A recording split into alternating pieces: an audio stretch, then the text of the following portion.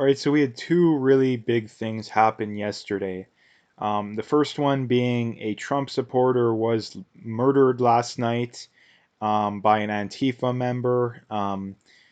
Basically, I mean, the first thing I wanted to point out is we don't have all the details of this case as usual, and just wanting to point out that I actually have, you know, a shred of critical thinking skills. I will point out the fact that um, again, we don't have all the facts in this case. Things could come out that could make what we think to be true to not be true. So again, just want to throw that out there to start. But the point to make is that this appears like it was Antifa just killing a Trump supporter for no apparent reason. I'm not sure if they have any suspects yet. I'm not sure if they've made any arrests yet, but let's hope that whoever does this is found. But the main point of this being is, I mean, the first one being is, um, so this happened because there was a Trump rally, or at the very least, a kind of soft Trump rally in Portland last night or yesterday, and this is why the guy got killed, I believe. But the first thing to point out is that um, all these Antifa and BLM, crazy people, because again, let's just face it, most of them are. Um, they were called. They wanted to, yeah, call the police. Have these people arrested again. So, when it comes to these people with the police, the whole defund the police, abolish the police is just a cover for the fact that they just want to either be the police or control the police. Again, it's the same thing like I always point out with the left, always accusing the right of what they're guilty of. Oh, Trump's sending out his Gestapo, his secret police. Well, you just want to, number one, that's complete BS. Complete BS. The fact that, oh, they have unmarked vehicles, or yeah, that police have had unmarked vehicles for decades. I see them all the time. I see them all the time in small towns, let alone big cities where violent rioting is going on literally every day. Again, this is something people don't understand too, especially Canadians. They're so ignorant to reality, is they don't realize that literally violent riots are going on in these cities literally every day.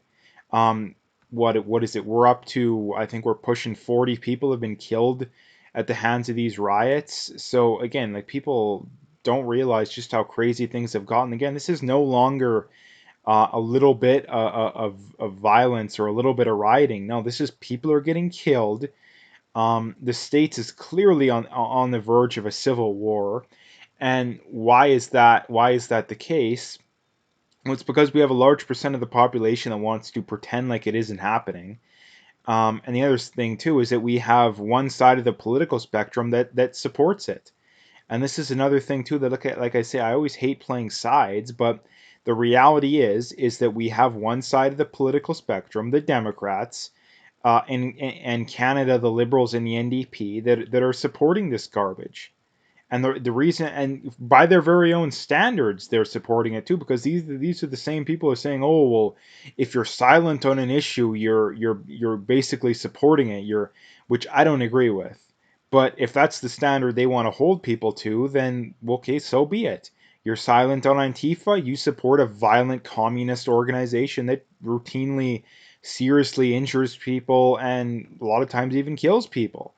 So again, this is, and not to mention BLM, they're every bit as violent. And again, they don't care about racial justice and equity and all this garbage. If they did, they would be going about things in an incredibly different way. If you care about equity and racial justice and all this garbage, you wouldn't be rioting, looting, and seriously injuring people. And again, people say, "Oh well, if the cops just stop killing," don't give me that garbage. Again, that's the stupidest argument ever. Number one, many of the victims of the rioting and the looting are black individuals themselves. I mean, in Minneapolis, they burned down a um, low-income housing unit, which again is basically designed to help poor black people. Like, again, this stupid garbage that I hear from people, they try and come from it. Oh, we just want common ground. We're reasonable. but yet on the other hand, they support rioting and looting. No, I don't care how just your cause is, or how just you think your cause is, sorry, how many people you think are being unjustly targeted by the police. The minute you get violent, especially very violent, I mean, isolated incidences of violence, maybe I can understand that, but this is literally hundreds of millions of dollars in property damage. We have hundreds, maybe even thousands of cops that have been injured. We have hundreds of individuals that have been injured. We have what, we're up to pushing 40 people that have been murdered. No, that is not something that you can get behind. Even if you're fighting to abolish slavery, you have taken things too far. Now again, civil war, that's a completely different aspect. That's a completely different aspect. Abolishing slavery is obviously a very good thing.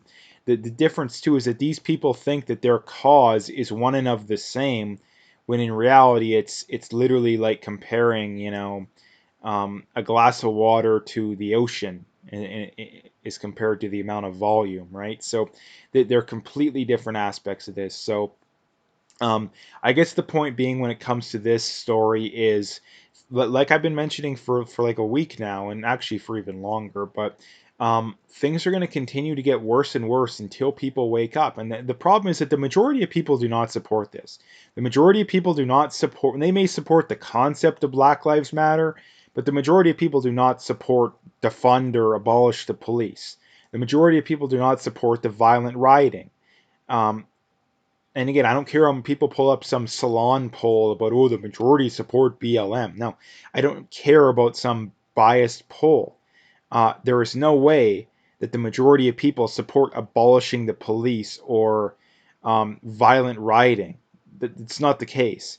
So again, that's something, and this is the thing too, that um, the riots and all this kind of stuff, it's only helping Trump. Like, it's only helping Trump. Like, if the election were held next week, I think Trump would win in an absolute landslide. I think he'd probably get at least 400 electoral college votes. Now again, I think this is part of the reason why a lot of this stuff is going on, is that in election years, people push, especially these politicians and the elites, they push this kind of racial garbage, the class stuff. They like pushing, and I think the fact that Trump is president right now, they've had to push it into overdrive, because normally it's, yeah, Bush, Obama, yeah, they're run of the mill milk toast presidents, but Trump is, like, a lot of these people think that he's literally the worst guy ever, right?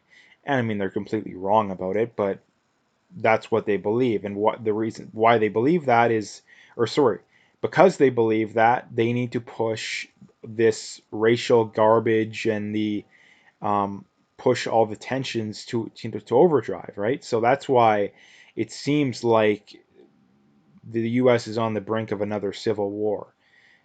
So anyway, the next big story, the a John A. MacDonald statue was torn down in Montreal last night, I believe it is, and I just wanted to bring this up because I think it's, personally, I'm not quite as, super hard either side. I mean, obviously, I'm against the people that are tearing it down. Number one, because I think their reasons for doing it, I think, are pretty stupid, in that the first one being, oh, it's colonialism and racism. But first of all, colonialism is one of these things that you hear only these crazy far leftists talk about. And because of that, I really don't care. And this is the thing, too, that the natives routinely killed massive amounts of other natives. um, I mean, you look at the Muslim world; they routinely practice large scale colonialization. Did these far leftists care about that? No, they could care less. They only care about it when they perceive, white people and capitalism to benefit. That's the only time that they care about it. These are the same people that defended, keeping up statues of these communists. I think it was Marx in Seattle was the one example. Yeah, they defended it, even though, again, communism killed literally probably thousands of times more than anything under John A. MacDonald, right? Like, communists killed probably thousands, maybe a conservative estimate, more times the amount of people that compared to the natives, right? So, and again, we're talking north of 100 million people, and That's the thing, is that these people don't actually believe what they believe, because if they did believe it, they would be calling out Islam for colonialization in the past, and they would be pulling down statues of communists, right? And they don't care about racism either. Like, come on, like they could care less about Justin Trudeau and his blackface, right?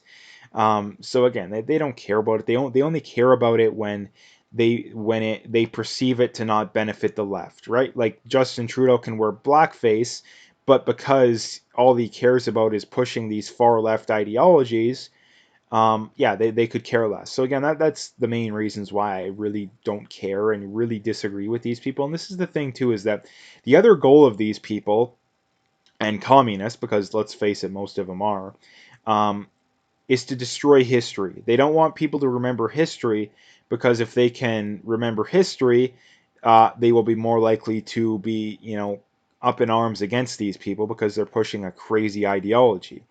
And that's what communists need to do. Is one of the first things they do is they destroy history, and not only that, too. On top of that, they proceed to brainwash people and be as selective as they can possibly be, and teaching people about history, which is exactly what they're doing in public schools and in universities, and they've been doing it for probably a decade, at least a decade, probably two or three. So that is why I really don't agree with these people. Did John A. McDonald do some things that I think were pretty, weren't okay? Yeah, but this is the other thing too that these people don't understand too, is that judging people, back in time, is not the greatest thing to do. You need to judge people based off the standards we have at the time. And at the time, John A. McDonald was not considered some radical guy. And this is the other thing too, that John A. McDonald is only considered to be radical because these people live in such an echo chamber, right? That's the main reason. Again, they're all concerned about colonialization and racism, like I say, but again, they could care less about colonialization or colonialism when it was Muslims doing it, or well, we're so terrible because we stole the natives' land, even though the natives routinely stole land, and that was an acceptable practice back at the time. The right of conquest was accepted by pretty much every um, area and every group of people that existed back then. Again, if the natives didn't believe in it, then why did they routinely do it to each other? So again, so that the whole "we stole the land" is a complete garbage. The whole genocide thing, I mean, it happened to a degree, but again, that's part of the right of conquest. Not to mention, too, these are the same people that bring up the whole smallpox blankets thing, which is a complete fraud and a complete conspiracy theory, because the or sorry, germ theory wasn't even discovered back then. So how in the world could, I mean, if it was discovered too, then why would they only using it to such a small degree? So again, it doesn't make any sense. So again, this is the thing too, that they to make their point, they need to be so selective and so, like I say, selective about what they point out. It's not even funny. It's like I say, not that I supported a lot of that kind of stuff. Like, I don't support the idea of um, stealing people's land. But again, back then at the time, that was perfectly fine, and pretty much everybody agreed with that. So pretending like that's not the case is just it's not being fair. Like, it's not being fair. And this is the thing too, that even if these people are racist, like, why does it matter? Like, keep it up as a memory of, yeah, we don't want to repeat that kind of stuff down the road. But and this is the thing too, like, these are the same people that claim to be, oh, we're so against racism, but yet they want to bring back segregation. They want to abolish the Civil Rights Act in the states. Like, come on. Like, these people's goal is to just hold other people to a standard that they refuse to hold themselves to. That is what the goal of these people is, and they know that the other side has principles. They recognize that, and they use that to their advantage. So anyway, the next thing I wanted to bring up is Rose McGowan, who is a pretty big lefty from what I believe, and now she is kind of changing course a little bit. And she posted on Twitter the other day, and it went very viral, that she says, I was raped by a top Democratic donor. Hillary Clinton shut down NBC's expose of HW with one call from your spokesperson. I strongly believe Joe Biden is a rapist. DNC had Bill Clinton, serial abuser of young women. Speak. You want me to be pro-Dem? I know more than you will ever know about their evil. You can't hide behind your convenient morality. I won't. Now, this is something I really like to see. Now, again, do we know that she's 100% right? That the accusations are true for sure? Absolutely not. But she doesn't really have anything to gain by making these accusations. Like, she's a big lefty. Like, I mean, the first thing you want to look for when it comes to these kind of things is, what do people have to gain? I mean, Kavanaugh, perfect example. Number one, it was clearly politically motivated. The Ford was clearly a far lefty, and many of her, you could easily confirm that.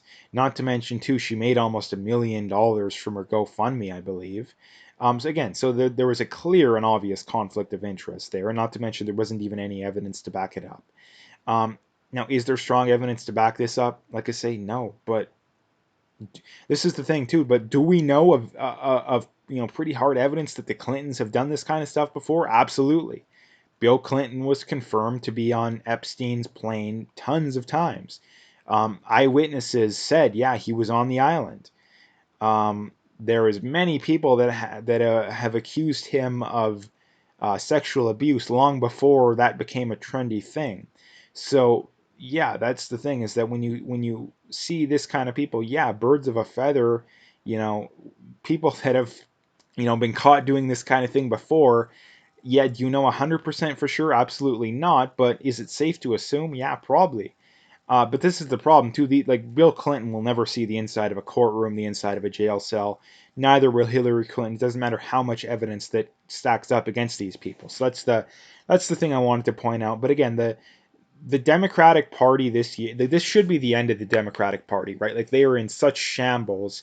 Not because I think they don't know what they're doing. I think that these people just are so caught up in pandering to a fringe ideology that they refuse. And not to mention too, they refuse to admit. And this is the big problem with these leftists, is that most of them refuse to admit they're wrong, and this is why they always end up going off the deep end, and killing 100 million people in the last 100 years, communists, is that they refuse to admit they're wrong. If their policies don't work, if their ideas don't work, it's, oh, let's just double down. That's what they do, and people need to wake up and realize that. It's not I'm a huge fan of Trump. Said that a million times, but compared to the Democrats, he is leaps and bounds better. Like, leaps and bounds. And again, I'm not a big lesser of two evils voter, but if there is a massive gap between the two, yeah, I'm going to be a lesser of two evils voter. So anyway, just wanted to bring that up. And the last thing here is from Paul Joseph Watson, and he says, every day we face the real horror that the vast majority of people on the planet are simply incapable of original thought. And this is probably one of the biggest issues of today, is that most people, they just blindly go along to get along. They just blindly believe whatever they see on the news, or on their Facebook feed, and this is something that really needs to stop. But the problem is that it's only getting worse. It's only getting worse because the mainstream media is only getting more biased. The big social media platforms are only doubling down on censoring people almost exclusively from on the right, and therefore the tensions between the two political sides are only going to get worse. And the problem too is that the people in the middle are going to think they're getting, this is the big problem too, is that people who are in the middle or more apolitical, they don't lean hard either side.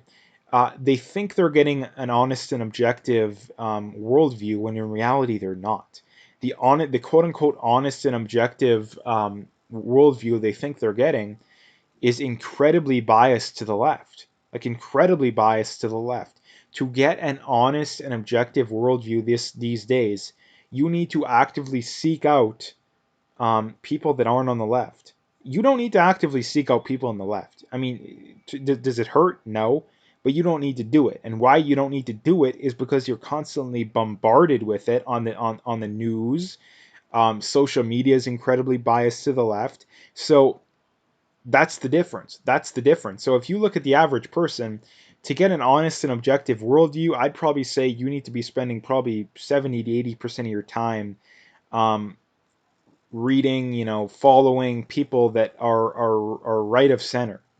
And again, not because that's what in a perfect world what you'd be doing. In a perfect world, it'd be 50-50, or roughly 50-50. I mean, everybody's going to lean a little more to the way that they naturally lean anyway. So again, if you naturally lean to the right, you're probably going to be more like 90-10, 80-20. If you naturally lean to the left, you're going to be like 99-1. And this is the problem too, is that um, I mean, I'll give you the good example. You talk to these people about this whole Jacob Blake thing, and pretty much everybody. In fact, I don't think I've talked to anyone, and I mean, on social media, probably had 100 people respond to me on posts I've made, um, and not on Twitter for any of them, but um, I don't think any of the people that were fully on board the whole racist, this guy was killed in or attempted murder or whatever you want to call it. I don't think any of them are aware of the facts of the case. I've not talked to one person who was aware of the fact that the guy was wanted for sexual assault and domestic abuse. And the vast majority of people didn't know that he violently resisted arrest, and the vast majority didn't know that he had a knife. And this is the problem with where we're at, is that we have a large percent of the population that is completely ignorant of what's actually going on. And again, I'm not saying people need to agree with me. I really don't care about that. But at the very least, get the facts of whatever you're talking about before you open your mouth. And this is the annoying thing too, is that the most common, reply I get is, "Oh, well, the cop shot him 7 times in the back for no reason." And it's like, oh my God, you people are so stupid. It's not even funny. Again, like shooting someone 7 times in the back versus getting a call about a guy wanted for rape and domestic abuse is at his victim's house, a 911 call, showing up, trying to arrest the guy, the guy violently resisting arrest. This isn't just laying on the ground and refusing to go in the car. This is violently resisting arrest, and even after that, he goes for a knife. You think that would be an important detail to bring up when you're telling people about and coming up with an opinion of this. But no, people don't care. And the reason people don't care is that most people want to be able to jump to conclusions. Like jump to conclusions. Um, and that's the problem. That's the big problem these days. So anyway, I'm going to leave the video there. If you liked it, make sure you hit that like and subscribe if you haven't already. Make sure you follow me on Twitter, on BitChute, and on Parler. All those links are in the description, so you can find them all there.